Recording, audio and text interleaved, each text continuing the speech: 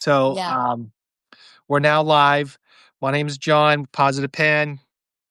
I'm KaZ. I'm still KaZ, like I said, in the world. Woo-hoo! So we're waiting for our guest to show up, and I hope we can. Guest of honor, Margaret Williams. She'll be here. She'll be here. So when she comes back in, we'll tie her in. And in the meantime, you got the both of us. So let's talk about what's going on this week. This morning, I saw a video of yours that I thought was really. Oh, there she is. Hang on. Oh, she's here. Yay! Yeah, inviting you in. Letting her in. Come on in. Da da da da da da. Margaret. Yeah, see. Hey, Margaret, how are you? Okay, good. I tried to get in. I'm like, what's going on? It's technology. But the devil is not going to win, okay? All I is hear ya. good. We just ended up introducing ourselves and starting out, as I say, somewhat feral. So Here we are. It's up So- from here, okay? here we are. So, Margaret, why don't you introduce yourself a little bit and who you are, even though the internet knows you already? Yeah. Yeah, right. Margaret Williams. I am the publisher of the Empowered Leader. I am tomorrow. It will be my last official day as an Army civilian with 39 years of service, and then they will tell me, okay, once I'm no longer on the books, they'll tell me how much of my sick leave will convert to service time. Maybe I'll get close to 40, but I won't get close to 40. You know, they find a way to screw you, whatever. But here we are. That's bureaucracy at its best. Enough about me, okay? It's enough about me. Yeah. Well, it is all about you. It is about you. I'm going to say a few things. I've been told I'm going to talk a little bit about The Godfather because I have a personal tie-in, and you're going to tell us all about your magnificent genius on empowering business professionals, which it really is. So let's talk a little bit about what are you going to do? Huh? Well, I'm gonna co-host here. I'm gonna try You're gonna wrangle? Yes, I'm gonna try. Reel us in. I'm gonna try. So I don't even wear a hat today. Okay, there you go. So the thing is, Margaret, why don't you, we talked about you getting into this world, and now you kind of we're gonna try to skip over that story a little bit, how you decided to come into this world, and because you have some leadership qualities, obviously, and some experience in that world. What brought you to Substack? What was the main force of bringing you here? Because when I remembered you were around the 200 mark. You're surpassing me, which is phenomenal. Yeah, you are. You're phenomenal. It's like you're gaining momentum out there. So tell us how you got here. That's a good question, because I was at the end. Can you guys hear me okay? I just want to make sure that... Yes, we can. Okay, so what happened was I was at the fork in the road. Okay, now we know President Trump, he's talking about the fork in the road. I'm like, wow, that was an aha moment. I said, I'm at the fork in the road. I've been treading water for a long time, okay? And it's time for me. I'm tired. I'm wore out, okay? I'm mentally exhausted to my essence, my very essence. And when you get treated like shit, and you're working on a $400 million runway project, and you're going to come to me and talking about, I forgot a period, or I forgot a comma, and so you're going to use all these little bitty nitpick things to come back and say, these are grounds for the performance evaluation we're going to give you, okay? That's like a pip, Yeah.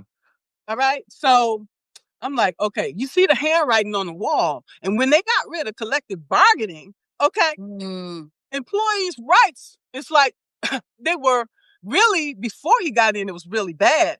But it was even worse then, because then they could treat you like crap. You can look like you want to say something, and that will give them the grounds to get rid of you, because they start collecting data on you, okay? That's why I'm all about the data, okay? I look at numbers, okay? Because if you don't, how are you going to be able to plan ahead, okay? We have to future proofing our business and our life. I knew that the government, I know what they made of because that's why I work for them. You know what I'm saying? I work with the people that got the power. Okay, behind that power, I got power too, and I use it. And that's what we got to do. We don't realize the resources that we have available to us. That's including people, okay, things.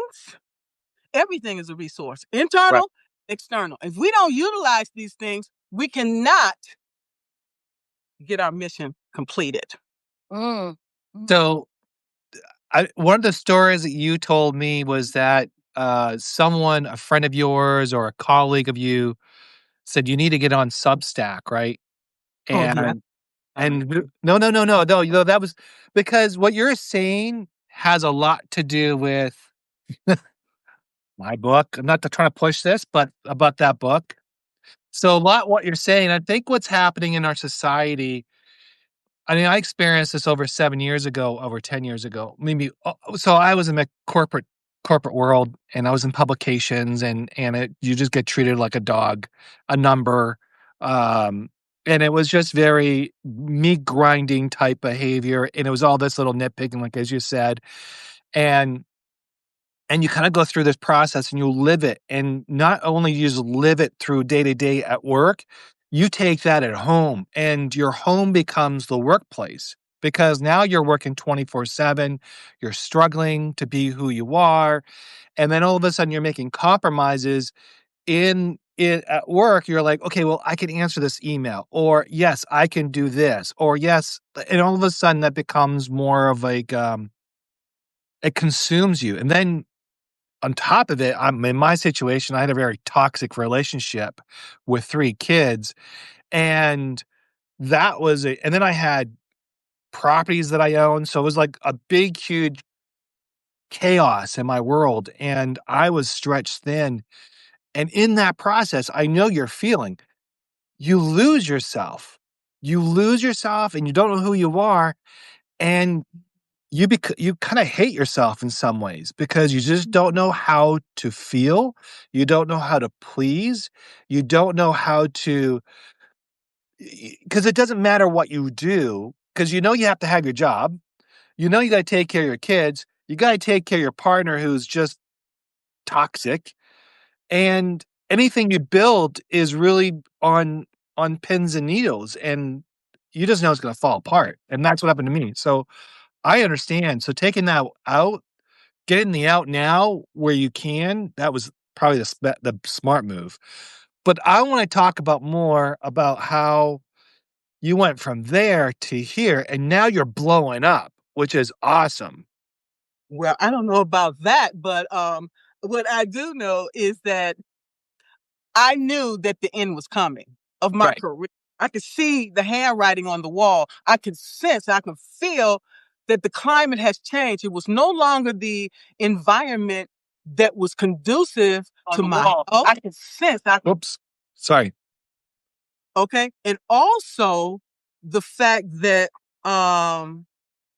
it was no longer serving my purpose, Right. my mission, my values. It was just the opposite. Okay. Then I knew that it was time to go. I knew long before then, but I'm a creature of habit, and I didn't want to change because I know the Corps of Engineers. I worked for them all this time. Okay. So, the devil you know versus the one you don't. So I'm like, okay, this is the devil I know, and I know what to, because I, growing up in a dysfunctional family, religious family, okay, the military just left one dysfunctional place and went to the other. However, our mission, when you look at the mission that we did around the world, building the infrastructure, when the levees go out, the Corps of Engineers, they call it the Corps of Engineers. When there's emergency flood, they call the Corps of Engineers. Okay. Okay. So I'm like, hey, they got power. That's who I want to work for. And that's why I stayed. Because when you say that name, people look and people listen. Oh, you work for the Corps of Engineers. And so since I had such low self-esteem, that just boosted me up. Oh, I work for the Corps of Engineers. I work for the Corps of Engineers. People didn't give a damn until the flood come, because we had to go there they said, Margaret, okay, FEMA is paying us. We went down in West Virginia. Okay, I forgot what year. It might have been 2015, whenever the floods was down there. They said, Margaret, you go out there with the contract. And I had worked with this contractor. We was slated to tear down 30 houses. Okay, these people have grew up in these homes, and that was devastating for them, because once the water rises like above the outlets, there's nothing you can do, for real. And I felt for them people. And this one guy, he's like, ma'am, can you please let me go back there and get the pictures of my wife? She's dead and stuff like that. And I'm like, oh my God. And not supposed to do that, because life, health, and safety comes first. If you're going into an unsafe situation, you're putting other people unsafe too. And I'm like, I talked to the contractor. I'm like, what can you do? What can you do? He's like, look, we'll do this. Okay. I'm like, okay. We went in there. The contractor went in there. I wasn't going in there. Okay. So, if something had happened, then I would felt responsible. But it's like, what do you do? So we went in there, got the man's belongings out of there for him, just for that one person. Because I'm like, I'm not going through this, because I'm not going out, because if you do, you can do a whole lot of good things in the world. You do one bad thing, it'll follow you for the rest of your life. Remember when you did this? My father used to do that shit to me. Remember you did this last year?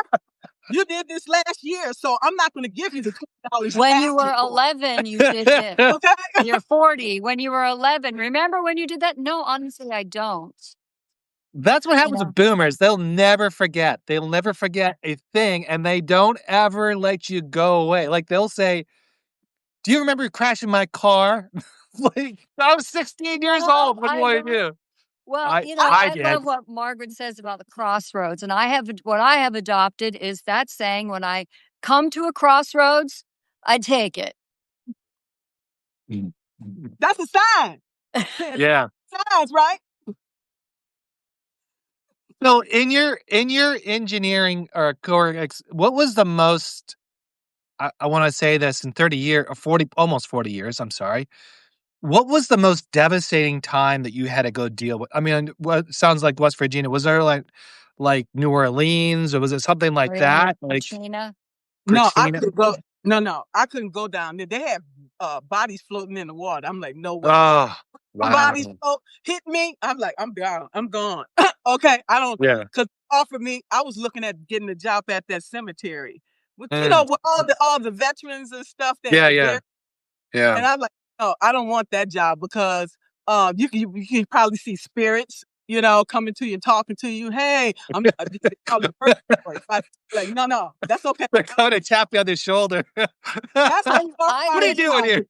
I lived in New Orleans. I lived in New Orleans for 5 years, and I never understood why they all in the beginning, why they were all mausoleums, why everyone is buried on top of the land. Well, it's because of the water table. And they can't, because they'll just all float up out of the dirt, and the caskets will be, and some of that actually happened during Katrina. A really good friend of mine was still living there during Katrina.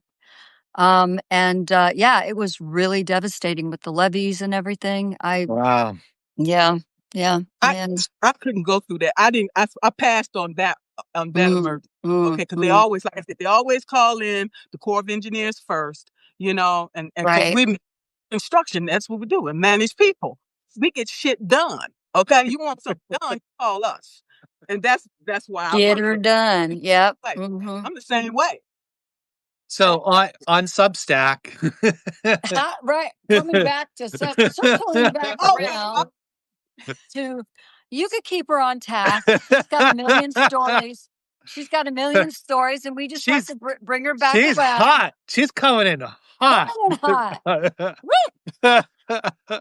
Because she must have an axe to grind today. Sorry. Yeah. What's that? I met her right after I met you. I mean, I've only been on almost 4 months, and I met you first, and then Margaret, and then the rest is history, as you know why?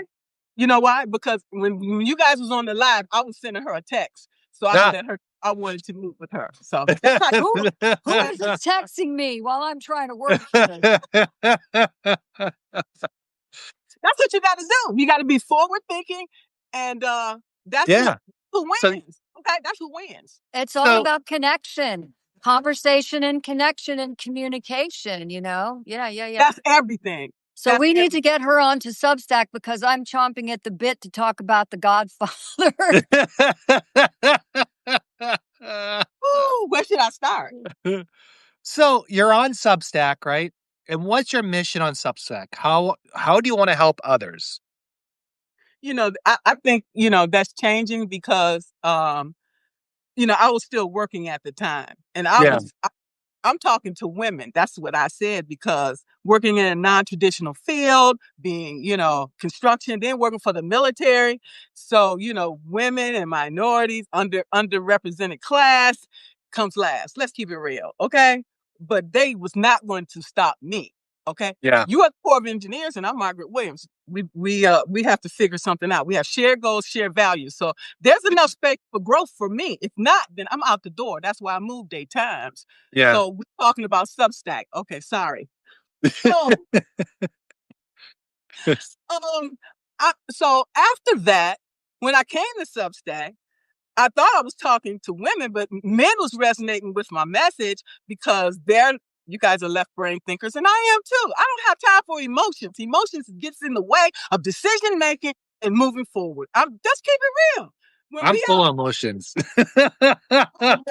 I am too. I was holding it in, but then it was coming out in other ways, which was not conducive. Okay, even here on Substack, I learned from Sensei yesterday. You want peace? Bring peace in the room. And I'm like, that makes a whole lot of sense. Okay, I had an aha moment when he said that. Okay, yeah. But you can't always bring peace when people bring in bullshit. Okay? And I'll call it out in a minute, because I'm not going to let this stuff keep sitting inside, creating cancer, autoimmune, whatever. I'm going to keep it real with you, and I'm going to keep it moving. And you decide what you want to do after that, because I done moved on. Right. So with that being said, so I was like, okay, what's going on? Women are not talking, not resonating. So I'm thinking, okay, I need to bring some emotions in, because I've held my emotions in, because like I said, it clouds judgment. And when you're negotiating with contractors, emotions, we talking about dollars in here. Okay. You try to be fair and reasonable. Okay. If you don't want to be fair and reasonable, then we'll try something else, but you might not like that. So let's go this way instead. So, when I started becoming more heart-centered, what I mean by that is I started becoming more vulnerable and opening up and telling my story and the things that I was going through. Then everybody started resonating. I'm like, okay, I really didn't want to do that. A lot of things I would prefer to take to the grave, but that's the reason why I'm all screwed up. It's because your parents say, oh, keep it to yourself. It ain't nobody business. And that's why we have so many dysfunctional people out in the world today. Okay? So tell your story. And by telling your story, you're allowing yourself to heal, and others who are too afraid to talk, it helps to uplift them as well. So really, it comes down to talking about being authentic and being true to yourself and trying to figure out, right? I mean, so you discovered that while you're working through that process earlier on Substack. You were trying to figure that out. That's pretty cool. Yeah. Because we all need an outlet. If we don't, that's why a lot of people commit suicide. That's why people drink. That's why people do drugs. That's why people do a lot of things they do, because they don't have any way to let it out. They don't know how. Oh, yeah. So that's why most of us are here. We're writing. We are allowing ourselves to heal and share their work, and it's allowing us to heal. Okay? It's reciprocated. Okay? Yeah. Yep. Interesting. Yeah, I was thinking about a quote. I think I posted it. I'm not sure. Something about how we we know it's the end, but we refuse to acknowledge it's the end. And when we get there, we then what happens, it pushes us to the brink of, like, if we don't look at the signs and we don't deal with it, w even though we know it's the end, we keep trying to hold on to it, and holding on to it, it's also a very bad thing.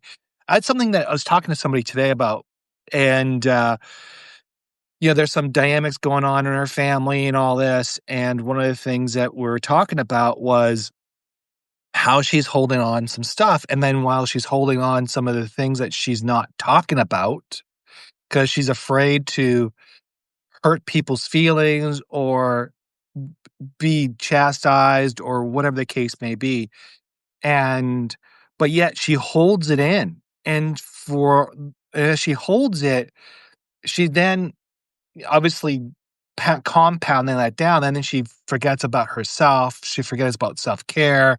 I mean, even though she's a healthy person, but she forgets to go, she doesn't do the essentials like getting the doctors going, getting to the things, and then they prolong.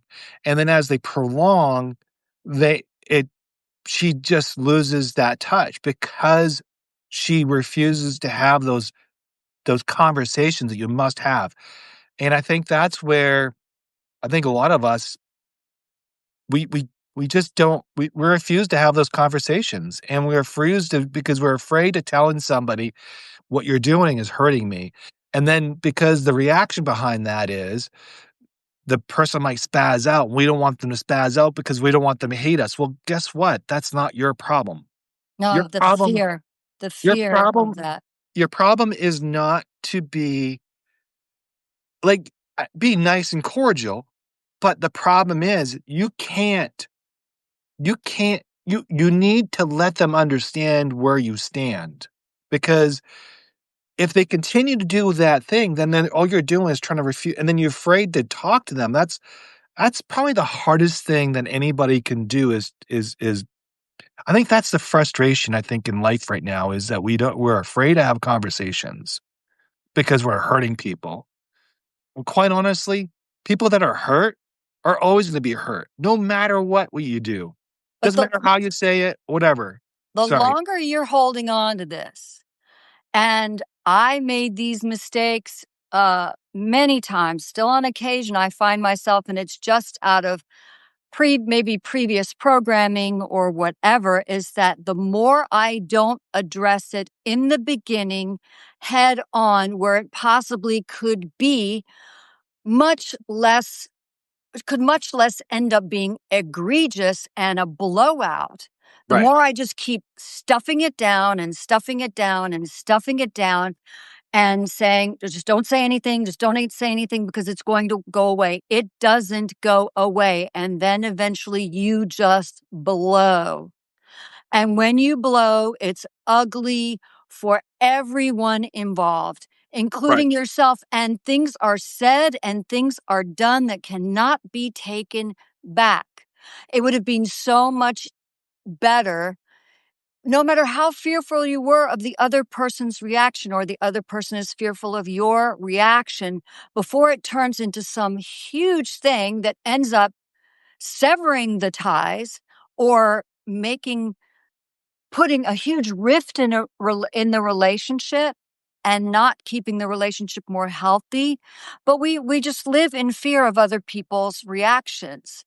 And I Yes. think if we decide, okay, I need to say something now. I need to be honest. And also what I learned, everything I say is I feel, I see, I'm experiencing, I observed, instead of you did this, you did that, you said this, you didn't do that, you ignored me, when it's always you, and then you're putting the other person on the back foot. You're really putting them in a position of being defensive. When if you can come from I experienced this. I felt like this. My husband and I, it really works for us. And we both come from situations that weren't Mhm. optimum. But we've learned in 13 years ago yesterday, that I just come from the I.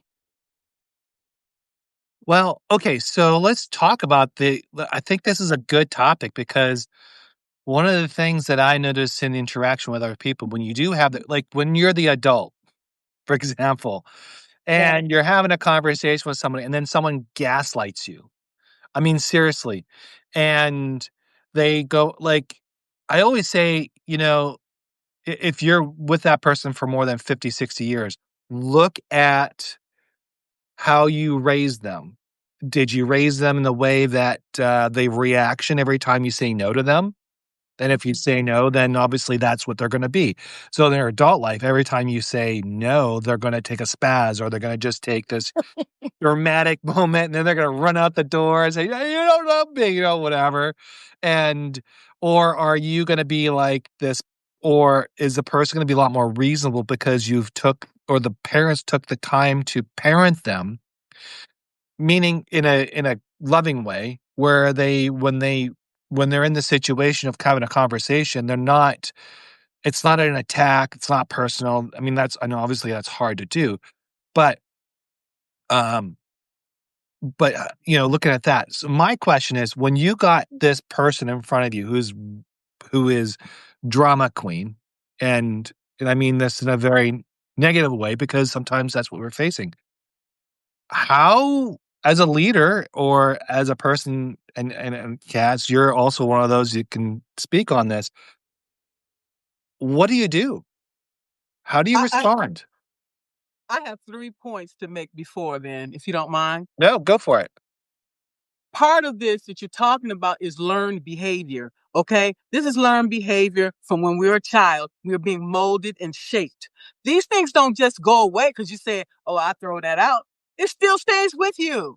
Okay. If you don't go to some type of therapy or something to deal with the trauma that you've experienced, it remains your whole life. It still may remain your whole life. The things even I went through. The next thing is hurt people hurt people. Yeah. Okay. Whether they recognize it or not, it comes from your childhood, from that learned behavior. And like you said, somebody can say something and it triggers something in you. And it was probably something that you experienced personally from your childhood, from someone that you trusted. Okay. And that's the thing. The trauma comes from people that we trust. What you call them? A wolf in sheep clothing, Yeah. or vice versa. Okay. And the next thing is, a lot of times we do self-sabotage ourselves because we don't feel that we're good enough, and Yeah. that we feel that if we do something else, and somebody gonna kick us back down because Right. also trauma that we experienced. I think I got to a point in my life where I knew what transpired between my parents and me. I knew what my sister and I had to endure on several levels. But I got to a point that I said, when do I stop blaming them and start taking responsibility for my behavior now? When do I say, you just can't keep blaming your parents and then continuing the behavior, the reactions, the actions that came from whatever trauma that was. I decided, look, I need to heal this in me. They weren't able to heal what went on with them and the people that raised them. But I'm going to heal what went on with me, and I am going to take responsibility that now those actions, those words, that behavior, those responses are my responsibility. And it changed my life. It totally changed my life. Yep. Can I talk about The Godfather yet? We're talking about leadership. That the Godfather is leadership. Yes. Well, Yes. No, you know me, when I feel like it's kind of, we talked about horror movies last week and dramas, that things get so serious and the horror movies get so gory and you're on the edge of your seat the whole time, and the dramas get so sad and so serious that they write it in every single film. I don't know any film like that there's not a moment of relief where there's a romantic scene or there's a funny thing that happens just to give you let you be able to take a breath from what you're observing that was serious or gory or whatever. I just forced us to take a breath. Talk about, so I posted something about a moon and I was like thinking about the romantic night. Like, when does it go from a romantic night to a horror movie? Like, is it midnight? Is it 11 o'clock? Like, you know what I mean? Like you see the moon out, it's all beautiful, you're romantic with whoever you're with, and it's just fun, and everybody's all whatever, and all of a sudden, you hear a chainsaw. It's like that afternoon delight, kind of like chainsaw moment. Or the weird was not by in the distance, yeah. Yeah, it's like, because there's a certain point where the boogeyman comes out, and you're like, oh my God, Well, Margaret lives in Alaska, so it's always dark there. So it is what you got to keep it moving. Yeah. So you gotta not be like you see so many people in horror films, they run to the danger. They run into the garage with the knives hanging and the hatchets hanging from the ceiling. They run into the room but I guess that wouldn't keep the story going and we wouldn't have. But that's poor script. That's poor directing. That's poor writing. They wash, rinse, repeat. Wash, rinse, repeat. If you watch. You know what? A lot of that happens in real life too. So we run towards that. The danger. Yeah, because it's exciting, because it's adventurous. Oh, people were looking for a high. Okay, I don't need that. Okay. Adrenaline junkies, yeah. Well, let me talk about that. I learned about something when I was helping the homeless on the streets one time, and we were talking about drugs. And I said, what drives you guys to do drugs? Like heroin or the crack or whatever they were on that time. And they were like, it has nothing to do with it's that first high that I had and I want it back. And they keep going back and they keep going back. But what happens is they're not feeling it. But then someone dies because an overdose or fentanyl, whatever the case be. And then they'll go to that drug dealer to buy that because that was the best high. So they'll keep finding the best high until they do self-destruction of some sort. That's their mentality. Well, the first high, trying to repeat the first high, you need more. Every time you need a little more and a little more and a little more and a little more. I've worked in recovery houses teaching meditation and Qigong and all of that. And the dynamic and being able to talk to all these people. And the dynamic is very, very interesting of the evolution to people becoming addicts. Right. The story is very, very interesting, to say the least. Yeah.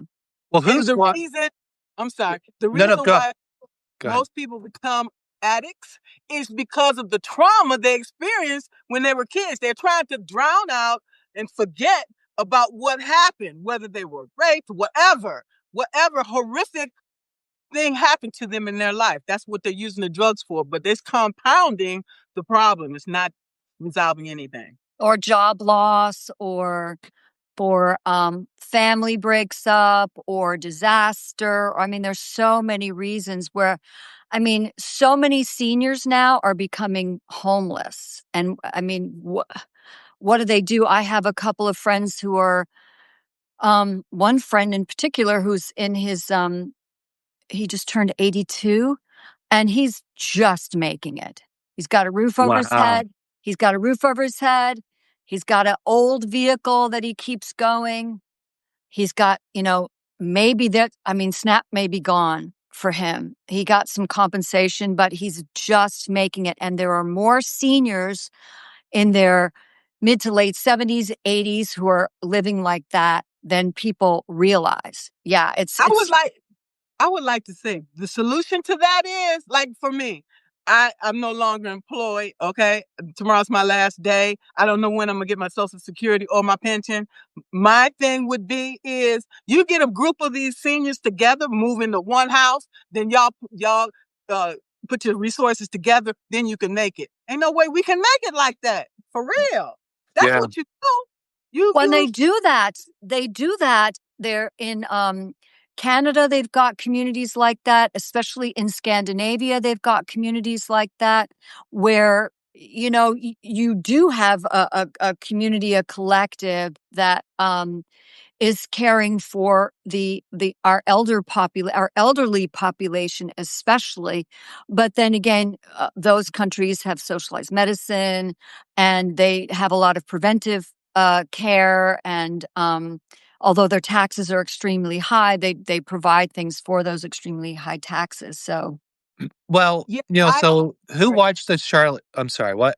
I'm sorry. I lived in Israel where they don't have these senior citizen places that I know of. They keep the old people, elderly people in the house, because think about it. Who else is going to pick? They can take care of the kids while you go to work, and they're teaching the kids, okay, their culture from the ancestors, okay, and it's keeping the elderly people young as well. Okay. Well, yeah, it's the culture. Yeah, definitely. Israel is the culture. A lot of Europeans is similar that way. But those what I was going to mention about Charlie Sheen. Who watched his documentary? oh, that dang thing kept me up till early in the morning. I couldn't, having been in the business and seen his evolution, I couldn't. Some of it was a train wreck, and I just couldn't watch all of it. It was, but Carl was just mentioning. Hi, Carl. He said, "Listen, understand them and deal with them as humans, not addicts." And that's the thing. They individuals. It's a disease.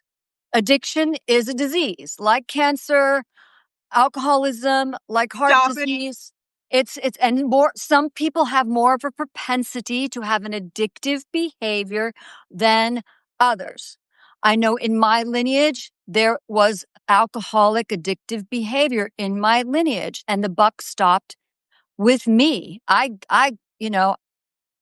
can't drink. It makes me sick. And trust me, I field tested it a lot. And I still, I can't have half a glass of wine because it just makes me sick. And I'm listening to my body. Some people have the capacity to drink copious amounts of alcohol, to take. I mean, I lost several friends when I lived in New Orleans to heroin, and I never tried the stuff. Had no interest in me whatsoever. The hard stuff had no interest for me whatsoever. But we did the circle of friends. We were having fun. We were partying, but there were only a few on the fringe who were actually so hardcore, and he was one of them. And I left, and I think about 6 years later, he overdosed, and it was just. He couldn't fight it, and it was a disease, and it's heartbreaking. Yeah. It's not. Can I talk about The Godfather yet? No, not yet, woman. Sorry. I just feel like I'm getting too morose. I have all this information. Like I said, I've worked in disordered eating clinics, and I've worked in recovery and substance abuse clinics teaching meditation. It was some of the most, and Qigong, some of the most rewarding work I ever did. They were so generous, and they were so desirous to heal. And I would teach class in a group setting just to regular people. And you know what? These people in these communities, it wasn't like they were relegated to do it. They attended of their own volition, and they just were the best students and generous students, because the clinic would pay me, but they would want to donate even more to me. And yeah, I just got goose flesh right now just thinking about them. Some of the most beautiful stories. So when I look back when I was younger, our streets weren't that cluttered with homeless and people doing drugs. When I go to Vancouver now, I mean, there's a street called uh, Skid Road, which is Hastings Street. Yeah, Hastings and Pender, mostly Yeah. Hastings, yeah. So that had, I mean, when I was there, it was the Native Americans or Inuit, like the that group actually occupied that, and they used to drink a lot of wine and all that. But they were always taken back to Riverside for clinical Oh, reasons yeah, and things right. like that. When they shut down the clinic, that safe, because the cop station's right next to there too, by the way. It's the police station's right there. It's probably one of the toughest neighborhoods in Vancouver. But what happened was once Riverside was shut down and all the institutions were shut down, they all went on the streets and they became part of the street that we Culture. see today. Yeah. And living in the United States, I see a lot of the state hospitals shutting down, and they're beautiful state hospitals. They're very beautiful. They're tranquil. I mean, yes, there's issues with the state hospitals in the past, but I always thought that's how we took care of our people, because if they're on the streets, that's a cost, not just to the city, to the police station, to the hospitals, to the social workers. All that is a cost. Now, I don't mean to just pick them up and discard them. That's not what I'm talking about. It's about caring for them in the same place so they have the right tools around them to move forward in hopes to grow. And I don't mean this to be, I wish this was a possibility that we could bring that back, because Yeah. when they decided to close down these state hospitals back in the 1960s, it's because they thought they were going to save money. They thought they were going to put this out in the community and the community was going to help them. But what we did was we threw them back out in the wolves, and we just basically said, this is what it is. Live or die. And a majority of people who live on the streets die. Yeah. Yeah, And the same thing here in Alaska. They have houses over here in my neighborhood. What they do, they take the money from these people, okay, bless their hearts, and then they let them out in the street in the daytime. Say, you got to go. Then then they can come back at night. Okay, right. they don't. And so what they do, they're out in the streets during the day. Okay, doing nothing, standing around, and you leery. You don't know who these people are. You know what I'm saying, and what's on their mind, what they're about to do. Why don't we take these people, okay, take them to a manufacturing plant? We can utilize their skills, okay? There's nothing wrong with them, okay? Right. Maybe little, whatever. We all have something wrong with us, okay? No, none of us are perfect, okay? No. We are still productive. We can still be productive in ways. They don't care. Go. They don't care what you can do, okay? They just trying to get what they can get from you, and that's it. John, do they still in Vancouver, in that Pender Hastings area, they used to have a place where addicts could go and shoot up clean needles in a clean environment. You had a private spot. If you were on methadone, you had a place to go. But if you were still doing drugs, at least they had a place where you weren't shooting out on the street, and you weren't using dirty needles, and people weren't spreading, disease. I don't, since I left, I don't know if that still exists.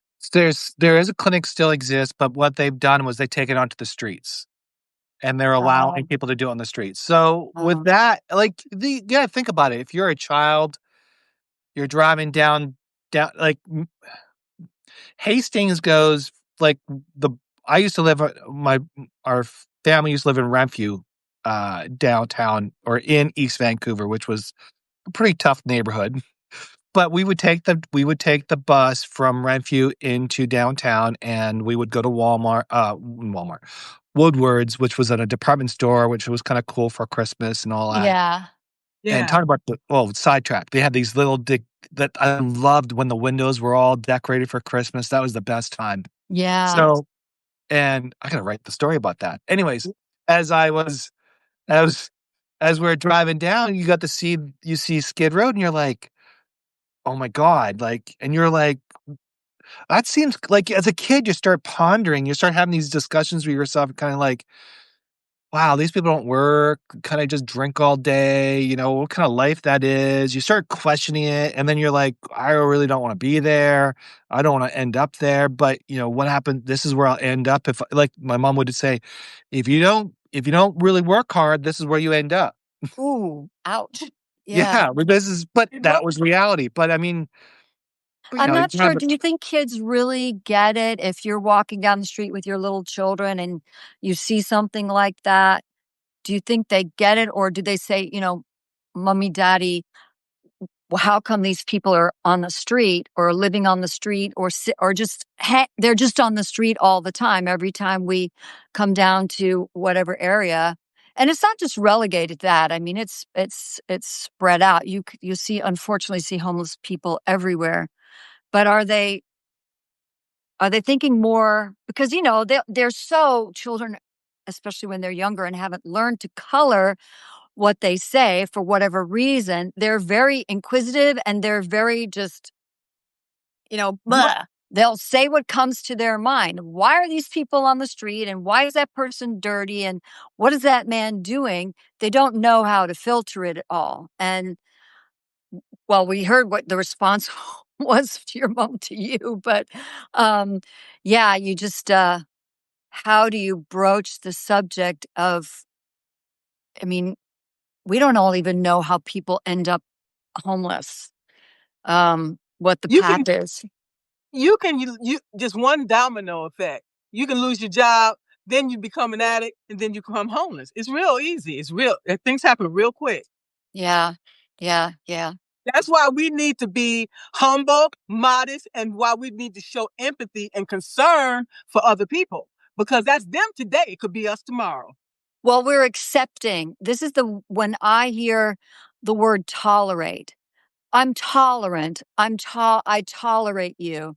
I'm like, I accept because I don't want to just tolerate you. I don't want to just tolerate that person. I either accept them or I don't.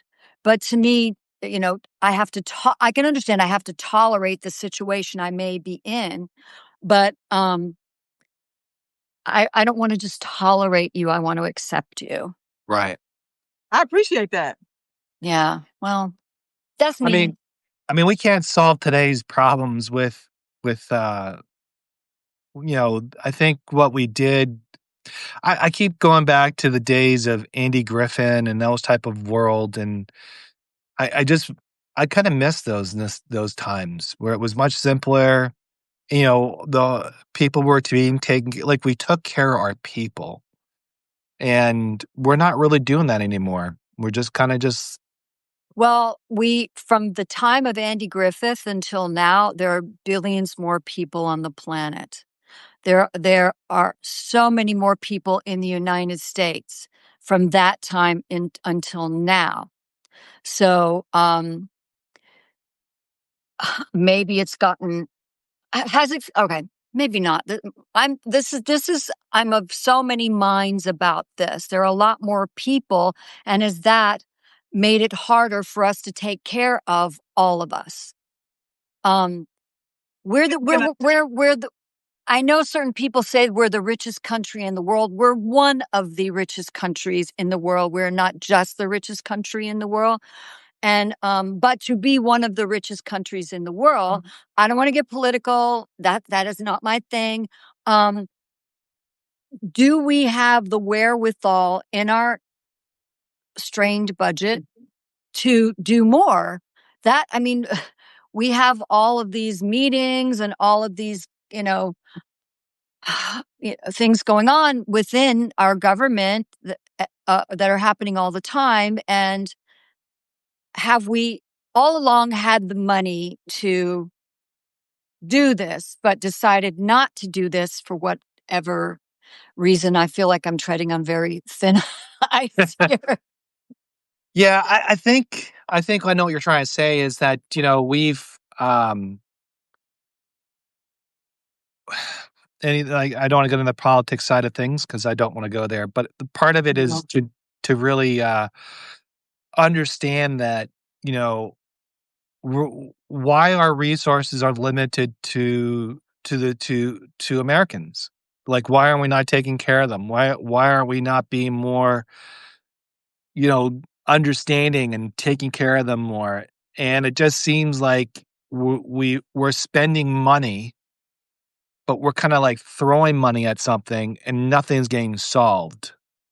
And it seems like it doesn't matter what leadership comes in, the problem never gets fixed. And that's what comes into about leadership is when you see, and I'm going to say a little bit of this, politicians, they'll say a lot of things, but do nothing. And a lot of things you hear about leaders, it's a leadership issue, really, when it comes down to it. When you have a politician that comes up and says, I'm going to do all this, do that, and then all of a sudden they get in a position of power, like Congress or your local county or whatever, they turn around and they'll say, well, it's a lot more complicated than what you mean. And I'm like, no, it's not complicated. You got in there saying you're going to do X, Y, and Z. Now you're saying it's complicated and you can't take care of it. So you're telling me you lied to the people about taking care of these people because now you got in there because we got you elected, more or less, and now you're not doing any of the things that you promised to do. So I just find that every year when it comes to politicians, and this is my beef on it, they all lie. They're not true leaders. They're just leeches on our society, and it hurts. And it hurts a couple ways. Number one, it causes division in our country. That's intentional, no matter what side of the political aisle you're on. It hurts Americans every single day, no matter who you are, pocket-wise, emotionally, physically, whatever. And until we heal as people, once we realize it's not us, it's them, nothing will ever get changed. Because if you look at my page, I don't talk about politics. No. Don't talk about whatever it is. If we stop talking about politics, they become irrelevant. I always say, and this is just a blanket statement. I'm not pointing any fingers at anyone. A bully cannot bully an empty playground. It's just all there is to it. So I've got 3 thoughts. One, I really want to hear Margaret's take on leadership. That might be my only thought. I think I lost. Oh no. John, you and I have lived in other countries that aren't a two-party system. We've lived in countries that have, Canada has officially 5 parties, 6, Yeah. and you lived in Germany, right? And I spent a copious amount of time in Germany, in France, and when you are, as someone from the States, when you're exposed to, and Margaret was in Israel, but when you are exposed to how other governments, other countries, I'm going to say government, other countries function, you have a broader view. You understand more of the big picture. We are not, in the States, we are not an island to ourselves. We are surrounded by the rest of the world. And the rest of the world does not function, is not carbon copy of us. I think it's important that we have had the ability to get a bigger view. For me, it is. I'm not going to speak for you. Let's see. Unaware. Brandon just said, I think the time of Andy Griffith was simpler because people were unaware of diversity. Ignorance was bliss. Oh, Margaret, you could speak to that. Yes, I wanted to speak on that. I'm glad. Thank you, Brandon. Reference. Andy Griffith didn't. I didn't live in that world, so I wouldn't know. And with the picket fences and these things, that's not the world I live in. Okay, Yeah. so anything about that. So I wanted to make relations that is a make believe world. I don't know who lived in that world. Okay, it was made for TV. It was to make us uplift our spirits, basically, but it didn't exist. Is that a problem though? Was that a problem to create a TV series to show what's possible?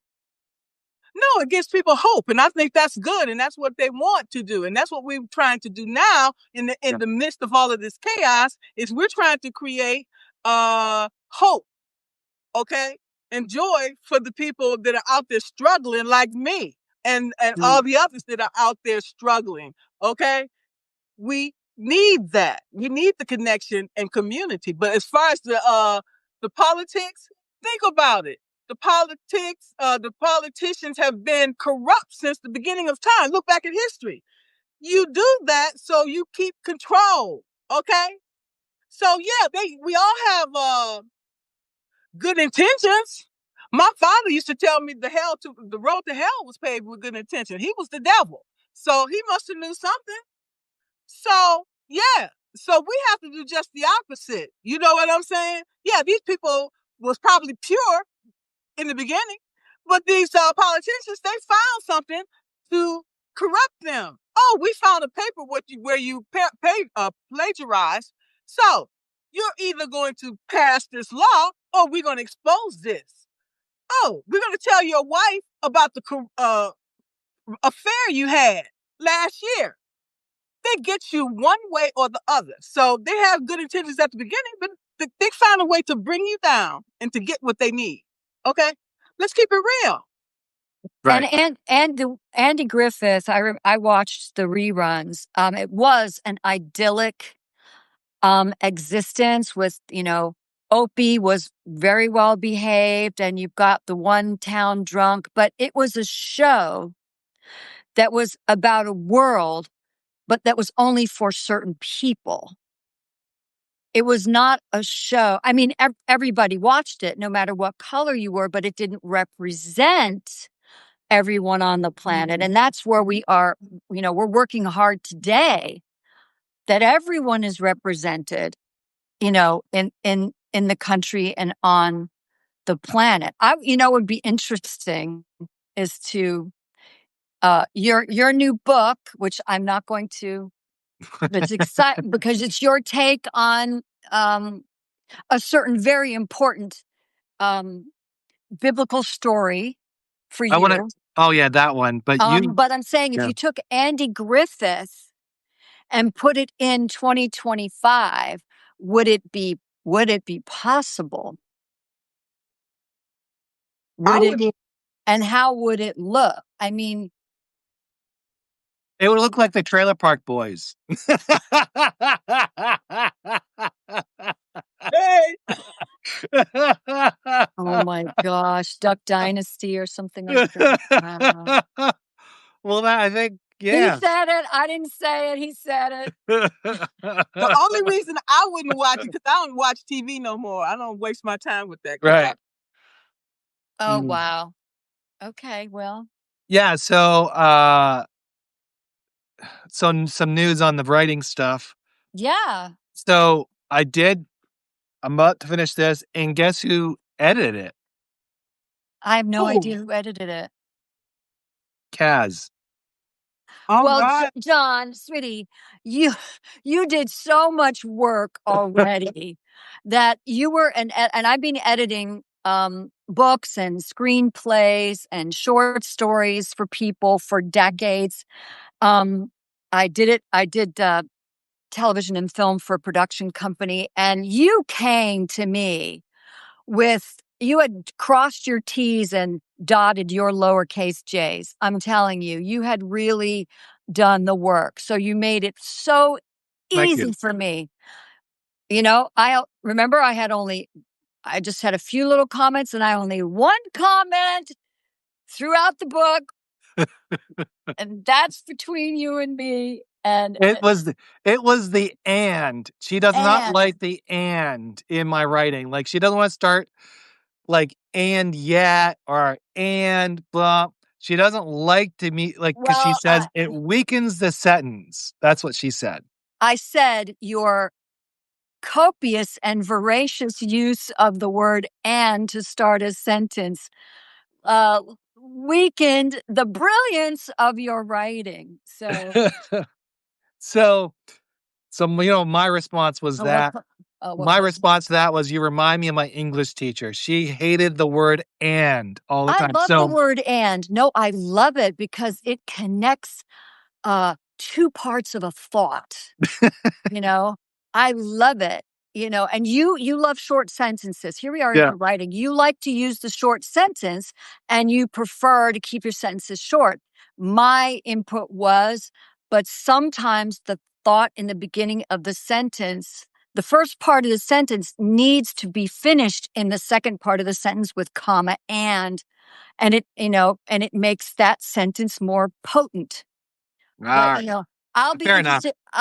Oh, thank you. Wow. I'll be Well, interested to see what I what didn't. and I said, this is my opinion and we all have them. So, you do what you want to do with your book, but I had very little work to do in editing it, and for that, I thank you Thank because you. I've had to both as a video editor. My son and I have been in the studio just trying to make, as they say, what a purse out of a pig's. No, I don't want to say that. That's gross. That I had to take a mess and Yeah, turn it into something really relevant. And that's the magic of editing. right. And the magic of editing for video or film, the magic of editing for books. I've seen things be really turned around. I mean, an author who comes with 1,000-page book that you just want to take it and knock yourself out with, and then it ends up being a 300-page book that's just magic. You know. Yeah. So If the I've author can kind of let permitted. go, and I speak for myself too. So yeah, where we stand with that, we're in the middle of cleaning that up. I've got to fix that up, and it's almost ready for publication. The other one that I was working on was the Quiet Miracle. Now, this is Oh, yeah. I took the biblical part of Jesus' birth and I made it into a modern day scenario. So the reason why, so every year I create a story for Christmas, and last year was the Quiet Oh. Miracle. And it's usually like a 10-day leading up to Christmas so people can read it. And I revisited this story again, and I thought, I'll rehash it. And I said, you know what? It really needs to become a book because it'd be great for other people to read. So it became a book. I got someone to do the audio, to do the voiceover for that. So they're going to finish that out hopefully in a couple weeks. That'll be done in a couple weeks. And once that's all wrapped up, then it'll be ready for sale. Yay. Right now it's sitting on there live, but I haven't really pushed it. So there is so those are a couple things. How about you? How about you there, Margaret? What are you working on writing or things like that? Good question. I just connected I just got on always had Instagram and Facebook. Okay. I didn't want to engage with the people that I know. Okay. Because you know what I'm saying? Yeah. Now I am retired as of tomorrow. I'm like, screw that. I connected my Facebook, my IG, and now I'm on Threads, and it's off the map. Okay, people are just following everything. I like, oh my god, I got to connect this to Substack. From now on, when I go live, I got to go live on IG. I got to go live on LinkedIn, and I got to go live on Facebook. Okay, because my YouTube is going up. Okay. Yeah. You got to help me with that going live on IG when I'm on Substack. I'm still plebe about that. I haven't gotten that figured out yet, but Me thank neither. you. We're going to do it. Okay, I'm going to do it on a test when I'm talking by myself, so I won't bite Yeah. some. Okay, but I'm going to definitely do it. Okay. So are you mostly just going to do interviews and no writing, or what's your strategy on Substack? Writing and a little bit of video, or it could be all interviews? Right now, I'm loving the interviews. Okay, I'm Okay. loving. Okay, and so I'm going to see where that takes me. I write when I feel like it. and I'm not feeling like it. So it is what it is. I love it. I love it. So KaZ, today I saw a video of yours and you were talking about, I think you just produced it today and just published it. It was about About the law of attraction and yeah. about about starting your day and starting Yeah. yeah. So tell us a little bit, is it really important to what's the importance of starting your day right? I mean, from On the front foot instead of the back foot, as I call it. Well, you know, I learned over many, many years and a lot of studying and a lot of research. I'm a Buddhist practitioner. I follow Buddhist philosophy along with Taoism, and I came to realize that everything in my life was about what I was sending out. I mean, everyone knows about the law of attraction, and they think that is the main attraction. But honestly, it's preceded by what you're sending out, what you're radiating into the universe. And when I realized that whether I'm interacting in my home with my husband or my son or whomever, once I step out of my house and I start we have little relationships all day long. yeah. They may be a minute, they may be 5 minutes, they may be days, they may be a lifetime, but we have relationships all the time. And other people have been affirming this, making these comments, affirming that this has been their experience too, is I smile all the time, and we've talked about that. I love to smile. I just, you guys are great smilers. I went to Russia and they told me not to smile because they think you're up to something. I will just smile at people.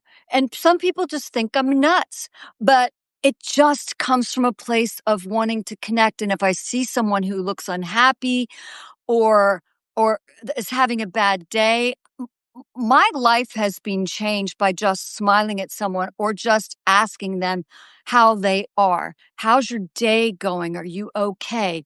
I told you I was going to Halloween Horror Nights at Universal, and the people who work there, the employees, they all have name tags, and some of the name tags have where they're from. And oh wow, you're from Myrtle Beach. Well, that was my dad's favorite place to golf, and I spread his ashes in the ocean off of Myrtle Beach. And we had this great conversation for about 5 minutes that was I'm getting goose flesh again, that was so powerful. I walked away on a cloud. I could tell she walked away going, oh, she really cared. What a great, and I just keep having more of those interactions than not. And I said, you know what? If they don't give it back to you, it's not about you. It's about them. And if it's bullies or trolls or negative people or somebody who's like, you say, I hope you have a great day. And they're like, yeah, fuck you. I'm like, you know what? I'm not going to take that home with me. And, and I got really irritated by. KaZ, this is not the Joe Rogan show, by the way. Sorry. Pardon my language. You know what? It's going to come out every once in a while. I'm not going to apologize for it. If anyone is offended, yeah, no problem. Namaste. But yeah, it's just it has made my life so much more joyful. It is, and I tested this. I freaking field tested this.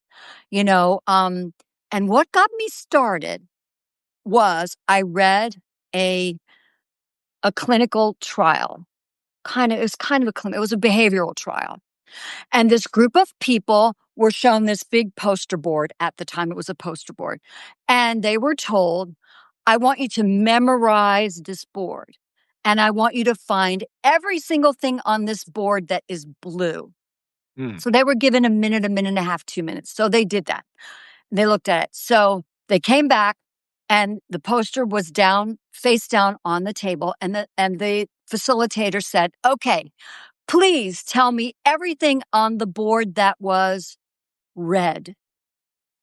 And no one could do it because they were so focused on the blue. That's like when you get so focused on the negative, you're expecting the negative when you leave the house. I'm not expecting every single one of my interactions to be, oh, you're just the greatest because you're so nice and you're so friendly. No. What I expect is that I've connected with someone in some way.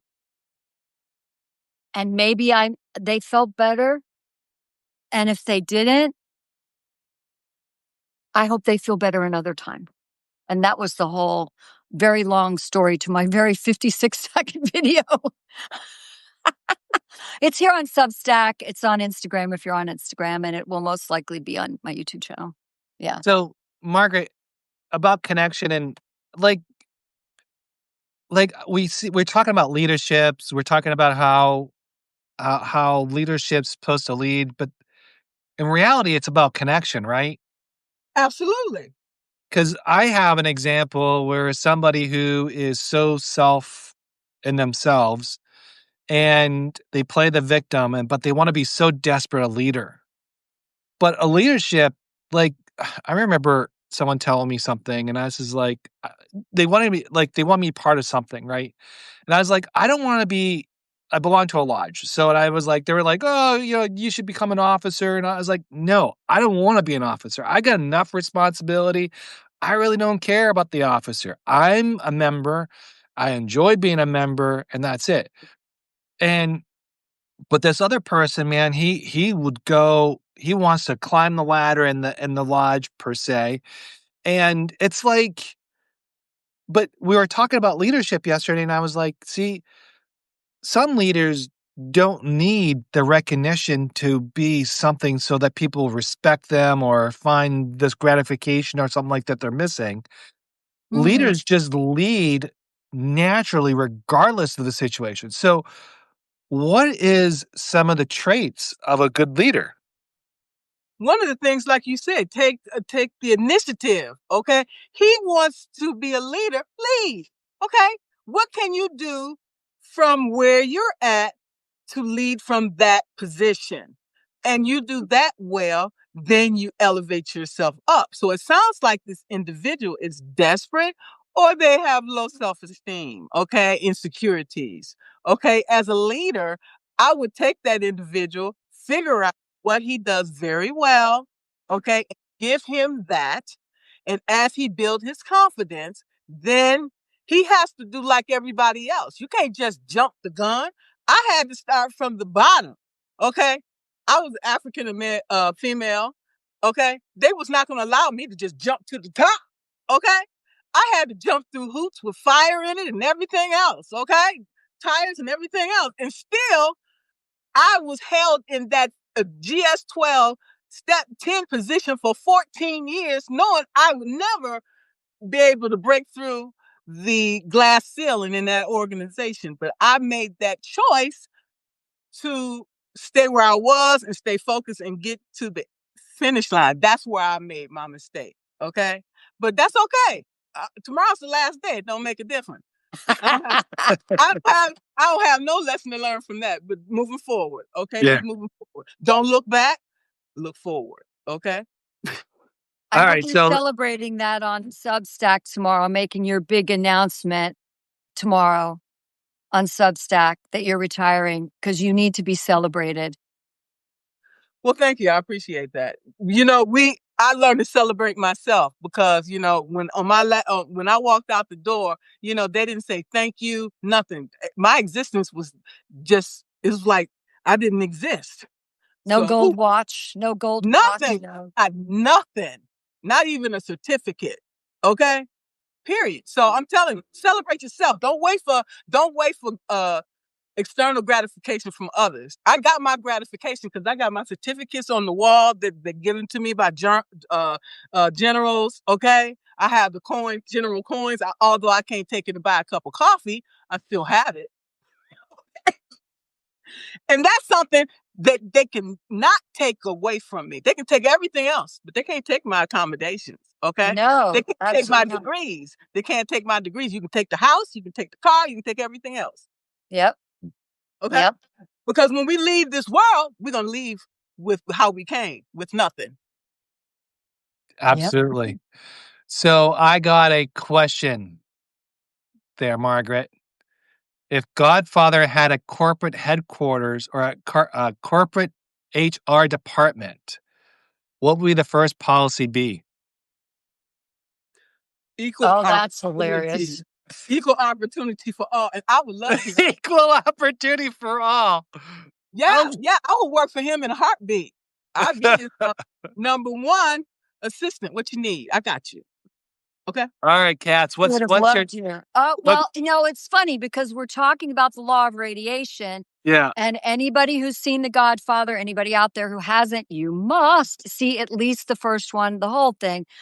It's fascinating because it had a cultural impact.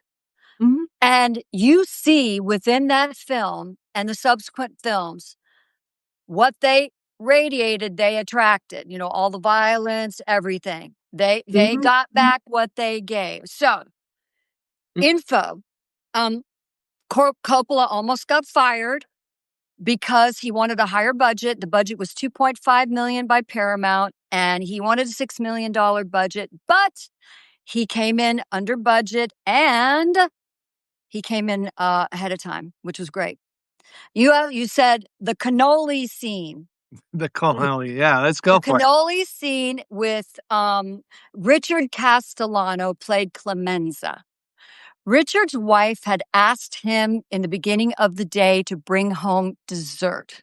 So in that scene, he came up with that line. He improvised that line because it stuck in his mind about his wife asking him to come home with dessert.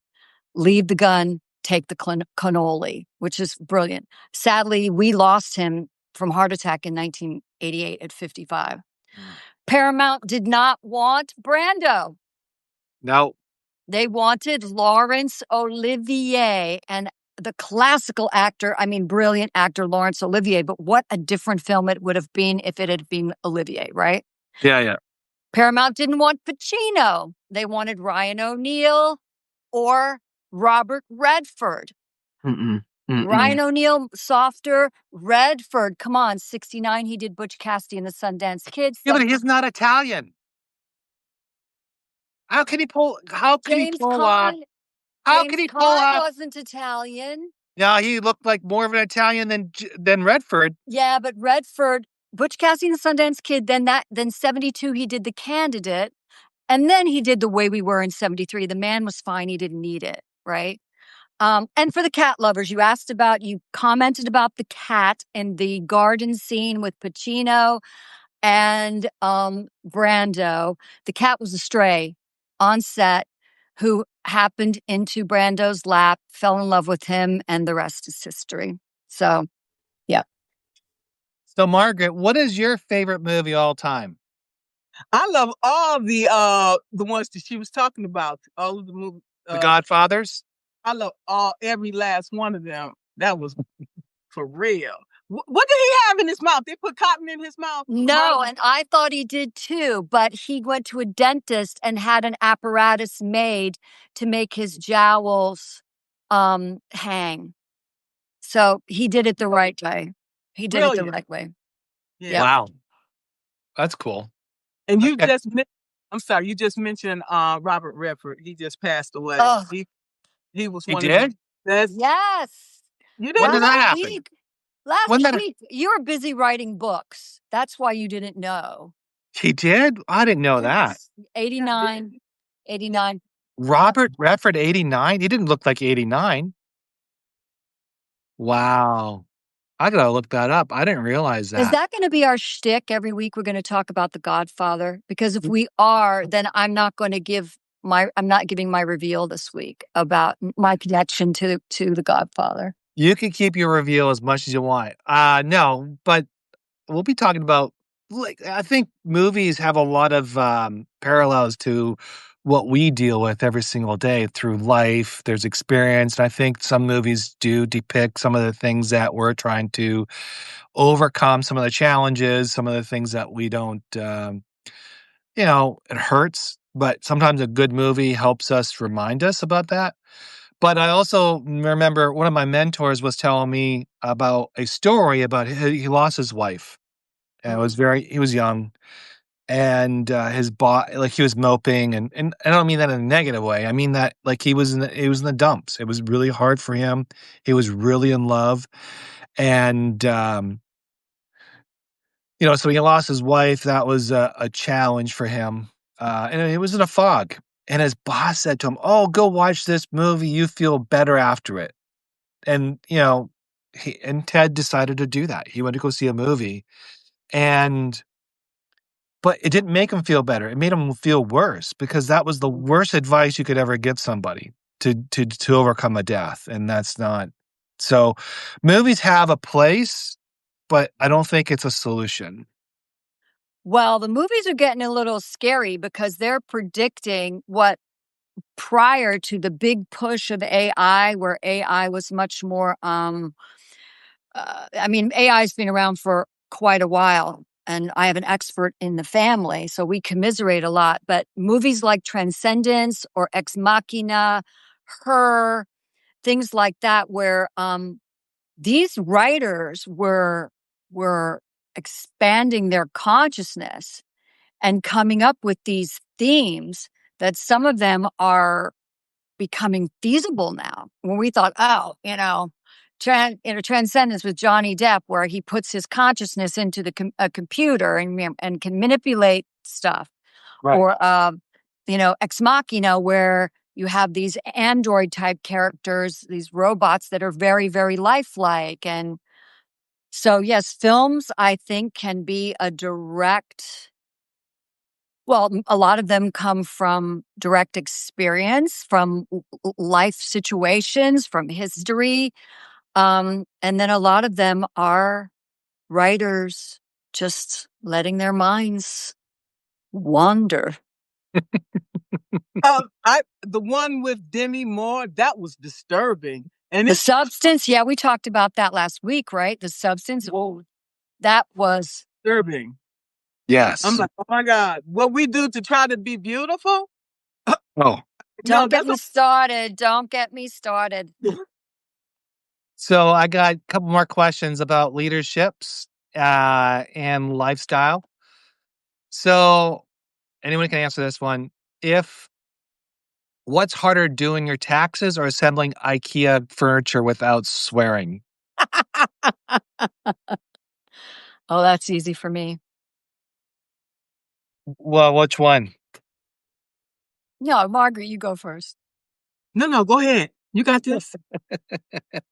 Assembling IKEA furniture. My husband does our taxes. And I think he's still using a platform which has been worked for us like a charm. I will not say it unless they decide they want to sponsor this live. I will not say it. Oh my gosh. First off, I do not assemble IKEA furniture anymore, but when I did, you heard the word I said earlier in this little live? Yeah. Yeah. Margaret, how about you? I'll pay somebody to do my taxes and IKEA furniture. I'll pay somebody to do that too, and I'll do something else. John? I pay someone to do my taxes, and I hate IKEA. IKEA furniture is not for everyone. No. All right. So some leadership stuff, okay? So Margaret, this is up your alley. So you got to help me out here. If your leadership style were a pizza topping, which one would it be? Pepperoni. Pepperoni. Why pepperoni? Because without pepperoni, it don't taste the same. Okay, it don't taste like it's okay, but I prefer with the pepperoni. Okay. Oh, whoa. That's an interesting question. Because I'm thinking I don't eat pizza because I can't eat gluten and I can't eat dairy. But if I have a non-gluten, non-dairy pizza, what would What does that look like? what's Ah, Well, I can do cauliflower crust or gluten-free, flour and, my favorite, a non-dairy cheese, which if they would like to sponsor us, I'm not gonna give them a free plug. But, that's a tough one. tough one. Okay. That's a tough one. What would my leadership style look like if it was topping on a pizza? You go, John. Uh, cheese pizza. The cheese. Just cheese. No BS. Straight up. Let's just go. And all over the place. No. No. Okay. Pizza connoisseur here. No, pizza connoisseur. So Oh, you're there's Italian, duh. so there is cheese pizza and then there's cheese pizza. You can have do you realize how many different pizzas there are? Yes, that I There's like unfortunately can't 25 eat. different styles of pizza. Okay, so but I like mine. It's very I like David Portnoy, his one bite, you know, one bite pizza. I like it to be not firm but crisp, and I like the cheese not to be overwhelming and soggy. I like the bread. I like the taste. I like the sauce.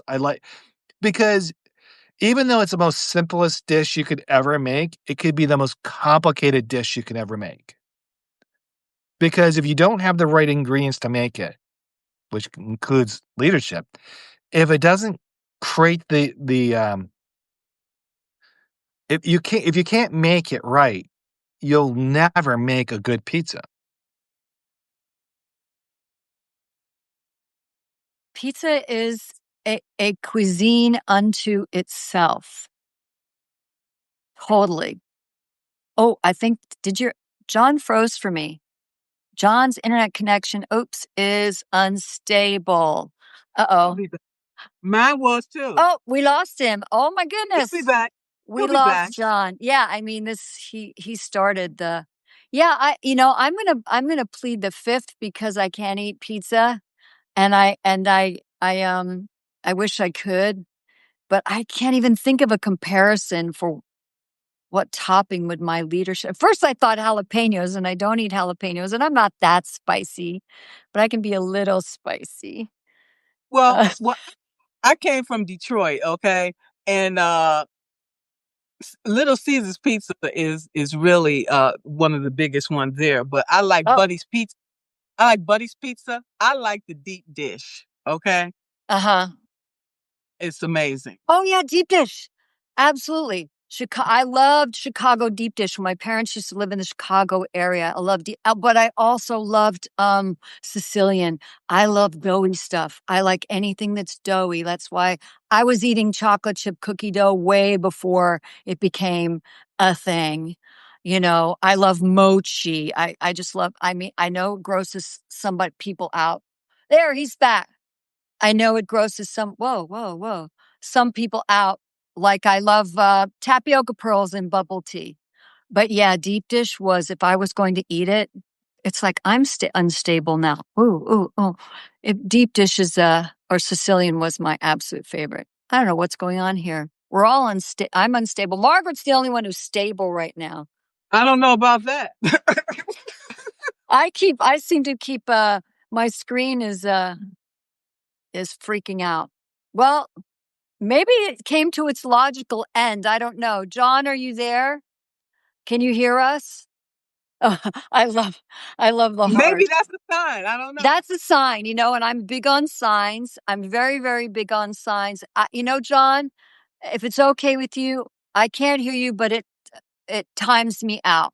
Okay. Well, John, I'm going to wrap this up. Oh, there he is. There it is. And All right. I'm unstable now. I was going to wrap it up for us and say I think it might be a sign that it's time for us to hour and 32 minutes into it. All right, we got one more Yeah. question. We got one more question, then we'll wrap it up. Okay. All right. What I is the don't know. funniest leadership lesson you accidentally learned from a toddler? Oh, you do you. You do you? I had a young kid say to me, "Hey, you do you." And I thought that was just, I'd never heard the phrase, and this was a while ago, Okay. but it had been in the lexicon of Yeah. teens at that time. Oh, he was like 4 or 5. "Oh, Miss KaZ, you do you." How That's about his you, life. Margaret? I haven't been around a toddler in a while, so I don't. I can't think. Okay. All right. Um, my kids taught me a lot. You know what? There's a lot of cool things that my kids taught me when they were younger. Aw. Uh, and I remember this story. I was so busy with the day-to-day stuff. And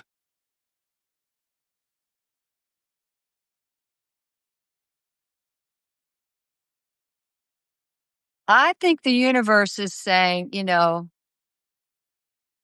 "It's been nice having you here, but, it's time to bid each other adieu."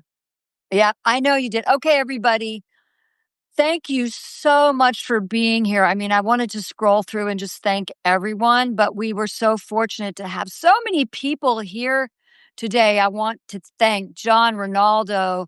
I'm his co-host, but I'm going to wrap it up for you for the opportunity to do this with him every Monday at 4 p.m.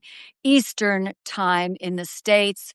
Um, Margaret, I'm so happy that we got on together. I'm looking forward to having you on my lives when I start them next month. And I look forward to being on yours when we can schedule it.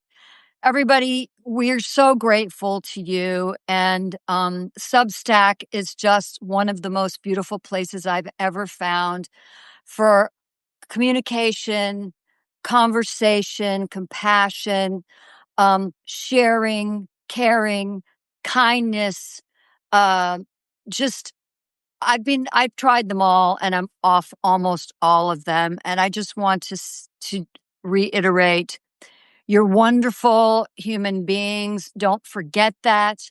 Please, be good to yourself, be good to others, and, lots of love from all of us. And we'll see you again next time.